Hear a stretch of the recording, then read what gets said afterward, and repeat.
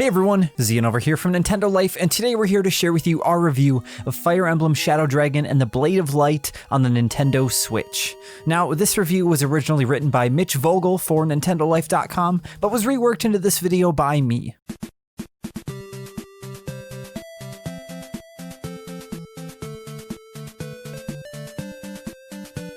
It wasn't until 2003 that Western players first got a taste of the Fire Emblem series, with the simply titled Fire Emblem that launched on the Game Boy Advance. The title seemed to imply that this was the first release in the franchise, but it was actually, in fact, the 7th game in the series, while the previous 6 remained niche Japanese-only exclusives. The true first Fire Emblem release was Fire Emblem Shadow Dragon and the Blade of Light, way back on the Famicom in 1990, and though a well-done DS remake launched globally about 20 years later, that initial NES release didn't receive any localization until now.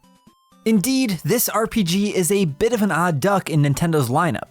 It's a fun reminder of the humble origins of this now popular franchise, and it's a cool piece of Nintendo's history, but the game itself has aged like milk. Shadow Dragon and the Blade of Light is a good indicator of how much the series' famously tough tactics gameplay has evolved and been refined over the years, but it's hard to play this release and not be discouraged by the rough edges and clunky gameplay. The game tells the story of Prince Marth, a disposed royal who's been driven into exile after the neighboring country invaded his homeland. Marth's only hope of reclaiming the throne and freeing his people lies in the mythical sword falchion and the titular Fire Emblem, which grants him the right to wield the sword. Guided by friends and allies he meets along his journey, Marth begins his slow march back to his homeland to win back his birthright.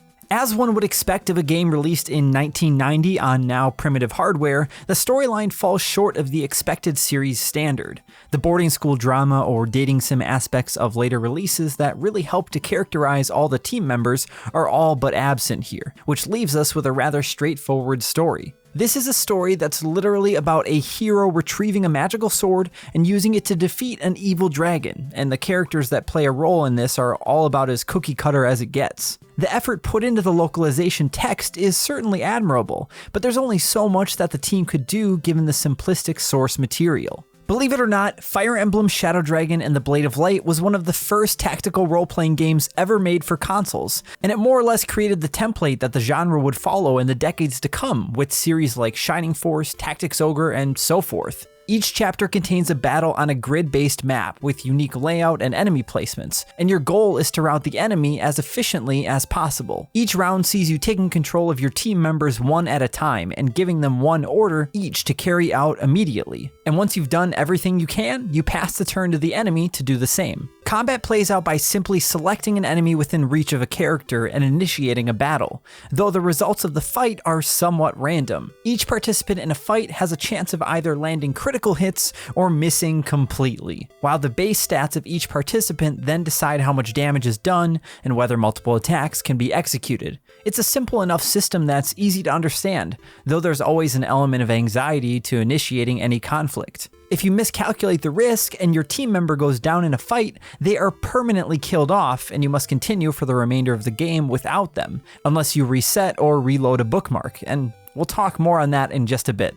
Having such potentially high stakes to each battle forces you to really think specifically about matchups and unit placements for every turn. It may very well be that your wounded cavalier can finish off that pirate, but are you willing to risk them potentially getting jumped by 3 archers planted just a little further up in that valley? Every decision you make feels meaningful because of this pressure, and that goes a long way towards making the gameplay feel engaging. Even a seemingly small choice you make early on, such as how you're going to divide your units up into squads, can have make or break consequences later if you don't think things through. And even if you do, that X factor of randomness can easily destroy your plans when an unexpected unit gets overwhelmed. Luckily, those of you who don't want to stomach sacrificing a couple units on each map don't have to anymore. Nintendo has bolted on some modern convenience to turn down the difficulty a bit. The chief new feature is a time rewind that allows you to revert to the beginning of a turn if you don't like the outcome, granting you a lot more leeway to experiment with your strategy. Though it's certainly useful, the main drawback here is that it always sends you back to the beginning of a whole turn,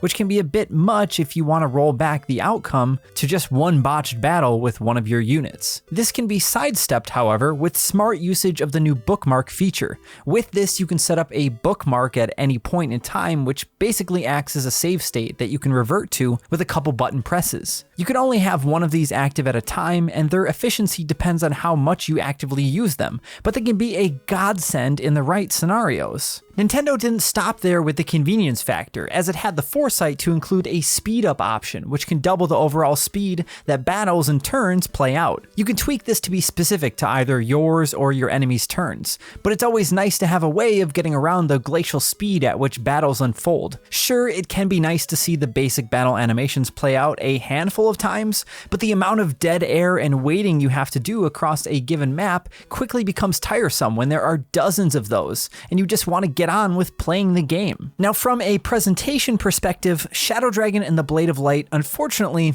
doesn't hold up well. It's charming in the same way an ugly dog is cute. On the map screen, you'll see the same extremely basic forest or water tile sets repeated infinitely throughout the whole experience. On the battle screen, you watch as two simplistic monochromatic sprites duke it out in front of a solid black backdrop with basic animations. It's entertaining the first few times to see Marth iconically sprint up to an enemy and slice them into oblivion, but it quickly grows old. The music doesn't fare much better either, and matters are only made worse by how the speed up feature also speeds up the music into a panicked kind of frenzy. Again, there's only so much you can expect from an NES game, but it's abundantly clear that the developer's ambitions far exceeded the hardware it was developed on. This is all well and good and perhaps predictable, but it's especially important that you manage expectations coming into this classic game, as there are plenty of aspects here that are outdated or frustrating and can combine to make the overall experience a bit of a headache. For example, every character can only carry 4 items total.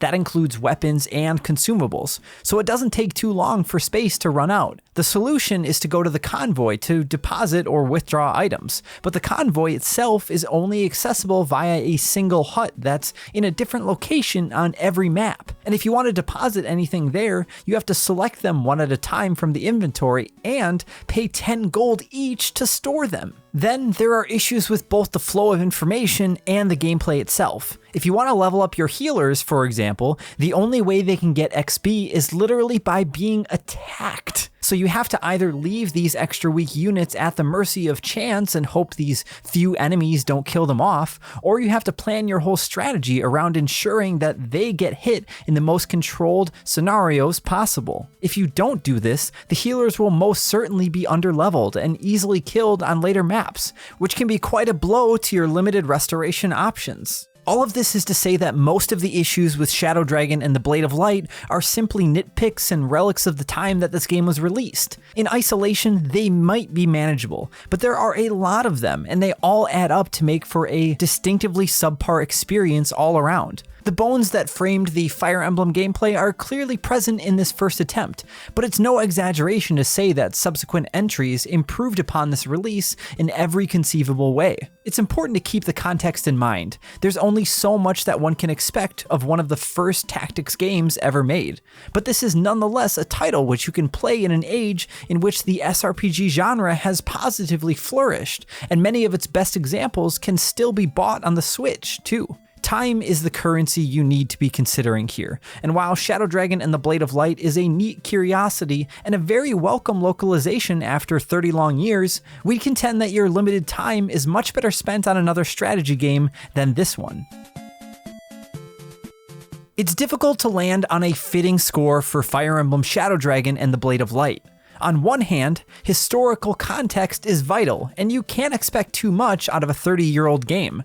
But on the other hand, granting a generous score to a title as fundamentally flawed as this would be dishonest. By modern standards, it's really not a good game anymore. Considering the low cost of entry and the inclusion of new features, we'd say it's probably worth a look for longtime Fire Emblem fans who are curious how it all began. If you don't fall into that category, however, we'd encourage you to look into more modern games for your strategy gaming fix. We here at Nintendo Life give Fire Emblem Shadow Dragon and the Blade of Light on Nintendo Switch a 5 out of 10. If you'd like to read our full written review by Mitch, you can find that over at nintendolife.com, along with more news and information on the Fire Emblem series. And if you're interested and haven't already, feel free to give our Fire Emblem Shadow Dragon and the Blade of Light Anniversary Edition unboxing a look. It features a beautiful crystal acrylic version of a NES cartridge and has a full NES style box and manual and a big art book. It's super cool. Thank you all so much for watching. I'm ZM from Nintendo Life. Stay safe out there, and we will see you next time.